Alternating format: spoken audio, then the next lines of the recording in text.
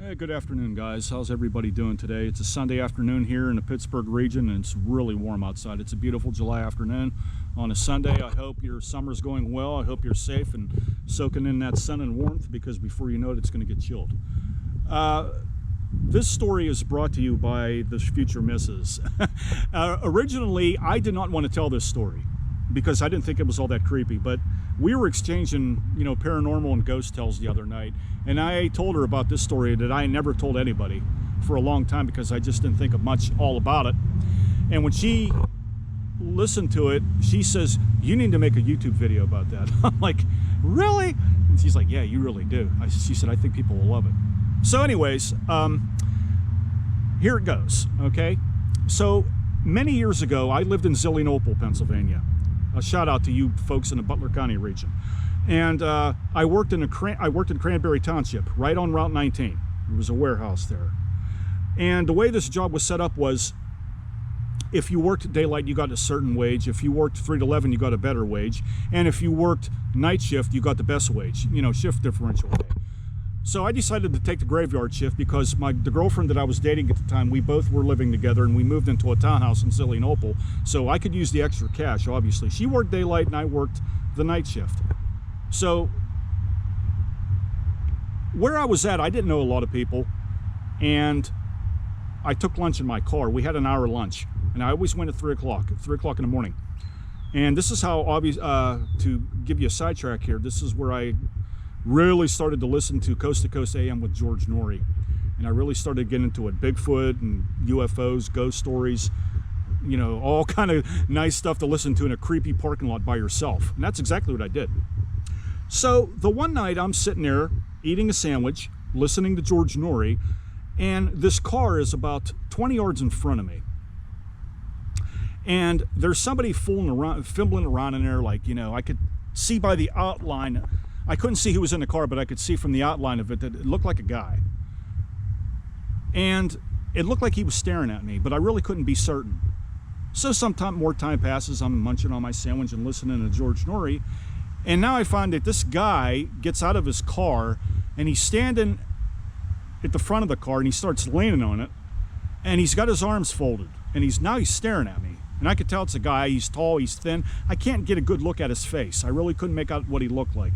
But I could tell from when he turned his head, I could see the brim of a ball cap. He was wearing a ball cap. And I'm starting to get a little bit paranoid. I'm like, is this somebody I know, or is it somebody inside, one of the co-workers who I don't know very well playing a trick on me? It could very well be. I don't know. I didn't know what to think. All kind of thoughts were going through my head. But I was more intent on, wolfing down my sandwich because I was hungry. So I didn't pay him no mind. And then he starts walking back and forth a little bit in front of his car, and he's looking at me. I could tell right away he's looking at me. I'm like, now I'm starting to get really paranoid. I'm like, is this guy wanting to do something to me? He wants to harm me. I was ready to get out of my car and have a verbal / perhaps physical confrontation, which I couldn't afford to do. I was new at this job. I was making good money, and I couldn't afford to lose it.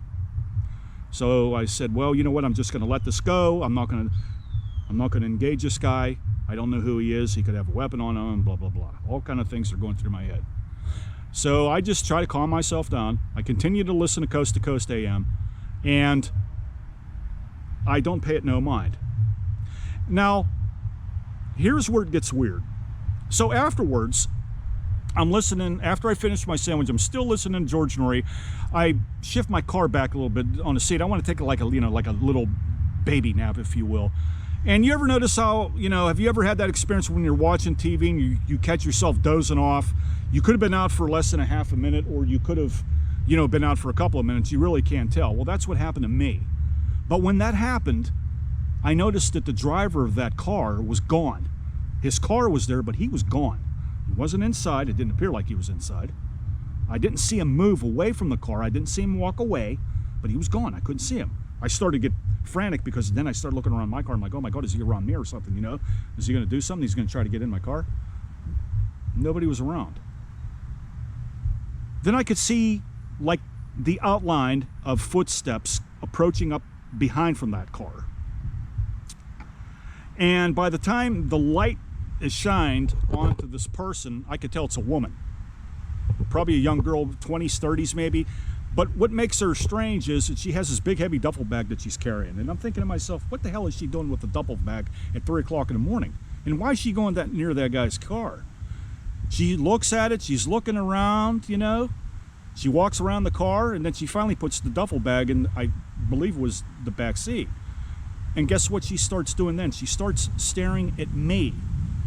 Now I'm really getting freaked out. First there was a guy staring at me who I thought owned that car. Now there's a woman there at that car that is engaged with that car and is getting into that car because she keeps staring at me. But she finally opens the driver's door. She gives me one last glare from what I could tell because it was dark, but I knew she was staring at me. And she gets into that car.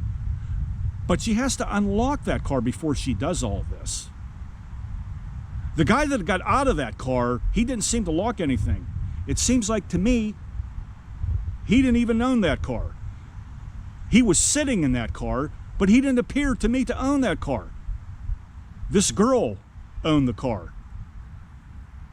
And then she starts it up, the lights go on, she flashes around, she circles right in front of my car.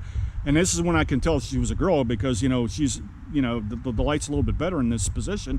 And she continues to glare at me and she says something to me.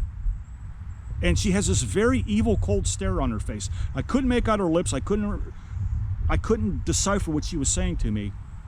And she drives off at a very high speed. I never had that experience again. I never had seen that woman or that car ever again, and of course I never seen the man no more either. And I just wonder what their intentions were. Were they working together? Were these two separate people? I'll never know. But let me know, give a shout out to me on this one, see what you think. Like, subscribe, let me know your comments down below. What kind of creepy parking lot experiences have you had? I'd love to know, and so would the other listeners. Thank you for participating. Thank you for the newcomers who are subscribing to my channel. The channel is growing and I got a lot of plans, so stay tuned. See you in the